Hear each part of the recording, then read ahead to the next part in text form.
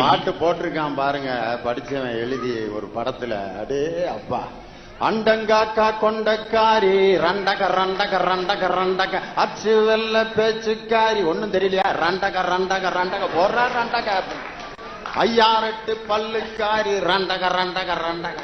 படிச்சவர் எழுதின பாட்டு. நடுவர் அவர்களே சில அறிவாளிகள் நல்ல பாட்டு எழுதுறாங்க. அதுக்கு ஒரு நம்ம சமயம் சார்ந்த நிகழ்ச்சினால சமய பாடல்களை தயவு செஞ்சு கொச்சப்படுத்த வேண்டாம். நீங்க பாடின அந்த பக்தி பரவசம் மூட்டக்கூடிய பாடலை தயவு செய்து வேண்டாம், நாம் கொச்சைப்படுத்த வேண்டாம் அப்படின்னு நினைக்கிறேன். நான் பாடினது பக்தி பாட்டா இல்ல? நல்ல சுய நினைவோட தான் இருக்கீங்களா? இல்ல ஏதாவது நம்பர் கடைக்கு போயிட்டு வந்தீங்களா? என்னன்னு புரியல எனக்கு.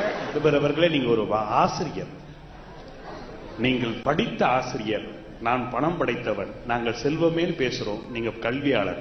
இருந்தாலும் நான் உங்களுக்கு சொல்ல வேண்டிய காலகட்டாயத்தை நிறுத்திட்டீங்க. நல்ல பாட்டு. அண்டம் காக்கா கொண்டைக்காரி, அண்டம் என்றால் உலகம், உலகத்தை காக்கின்ற கொண்டைக்காரி மதுரை மீனாட்சி அம்மனை புகழ்ந்து பாடிய பாட்டு.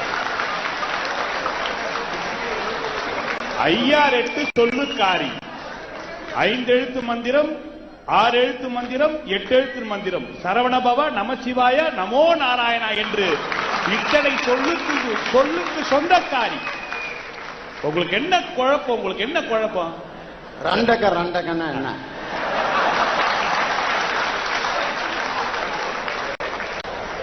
இதுக்கெல்லாம் குழப்பமே தேவையில்லை.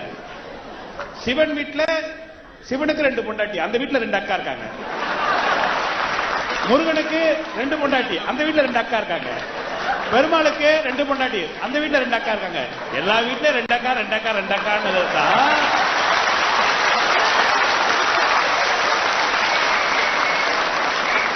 ஐயா, தெய்வமே, ஆண்டவனே, நாங்களும் 6ஆம் கிளாஸ்ல இருந்து எத்தனையோ நோட்ஸ் படிச்சிருக்கோம்யா.